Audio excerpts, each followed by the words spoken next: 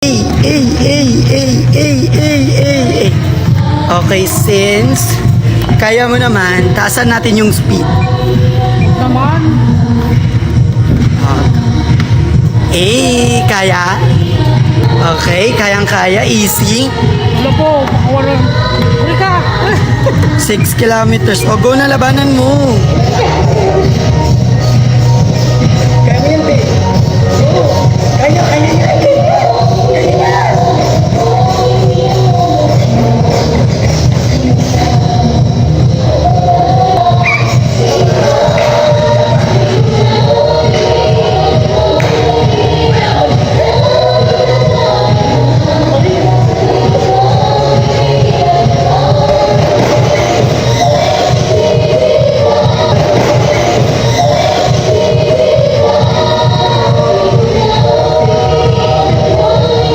Tama ba yung ginawa nyo? Ilang taon na kayo, ang titigas pa rin ng mga ulo nyo, wala kayong pinapakinggang isang salita. Ano sabi ko?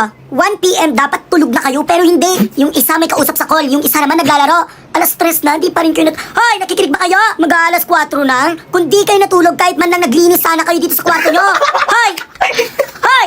Nyeta, nakikinig ba kayo sa akin? Nagsasalita ako dito, nagtatawanan kayo, matuto kayong rumispeto ha. Wala na kayong alam na gawin kundi mag-cellphone, kumain, matulog, kahit mag-ayos lang ng higaan, hindi pa magawa. Ayaw na ayaw ko kayong ikumpara ha, pero alam nyo yung anak ni Maring? Alas 5 pa lang ng madaling araw, tapos na siya magsaing. Sige lang, magtawanan lang kayo, akala nyo hindi ko kayo nakikita? Pag ako napuno dito, tignan lang natin. Kahit siguro ilang beses ko pa kayo pagsabihan, hindi pa rin kayo magbabago. Kahit man lang sana ang pambawi nyo sa akin ay yung matataas na grades nyo, pero hindi. Puro line of 7 naman kayo, tapos proud pa kayo magsabi sa akin na pasado kayo. Sige lang, magtatawanan pa kayo, wala namang nakakatawa. Hoy! Hoy!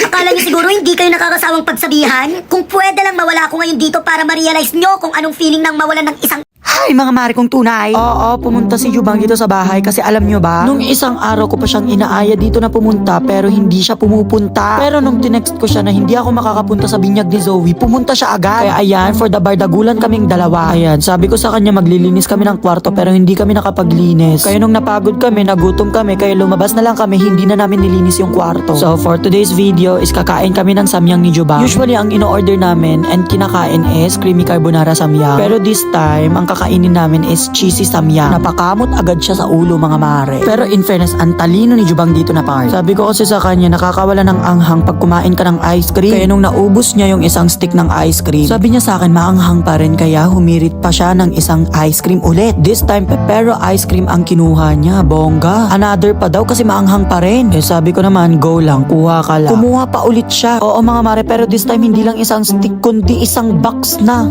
Pininam Jubang. Kaya pala hindi ko mahanap yung page yan. Nandito lang pala, ginagamit na tabo.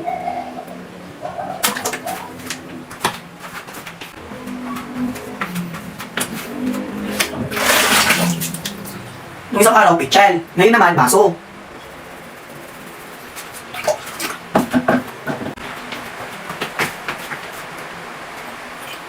Mangkok naman ngayon.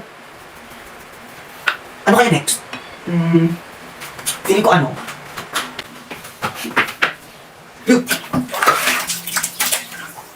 Lutuan naman ngayon, be. Lutuan. Ang galing pa iba-iba. Later, baby, we will wait for Mama first. Why? Pintas ka. Thanks! Ay! Ay! Ay! Ay! Ay! Dami na talagang ko na maganda. Kita pa rin ni Brandon! Ano? 8. Timaudi tsaka, timaudi tsaka, timaudi tsaka.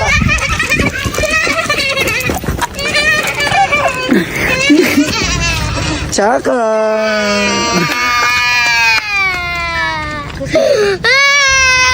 Awan mo estudyante nga makita ko eh. Open mo sa... Sure kaya nga awan estudyante nga makita baby. Ria, nakalak na gigi classrooms.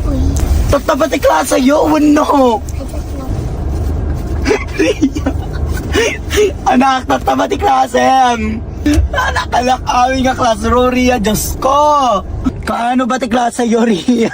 Half day tayo. Oh, half day. Oh, kuya, bakit?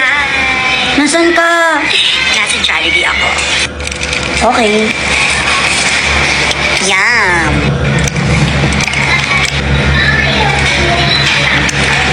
Ang cheap mo naman. Sunday at fries lang afford mo, da. Bunso, look. Your favorite.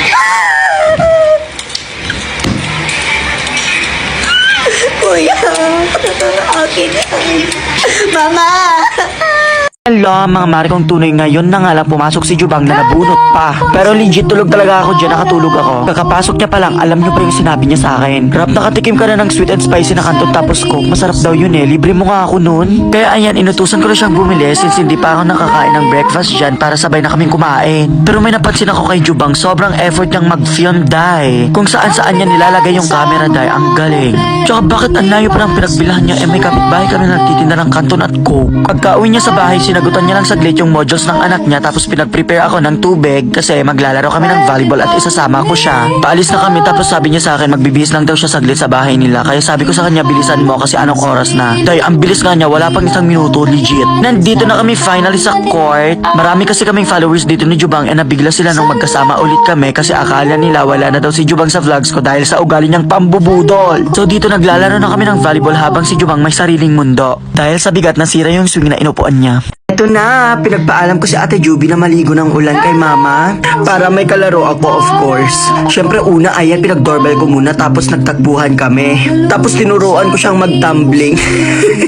Ayan nga pala, ang bilis ng followers na Ate Juby, 126,000 na siya in just 2 days. Kaya mama, bibilhan natin siya ng pagkain kasi dun siya nagiging masaya. Tapos ayan, naghabulan kami.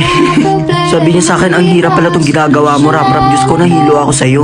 Tapos sobrang sakit daw ng balakang niya.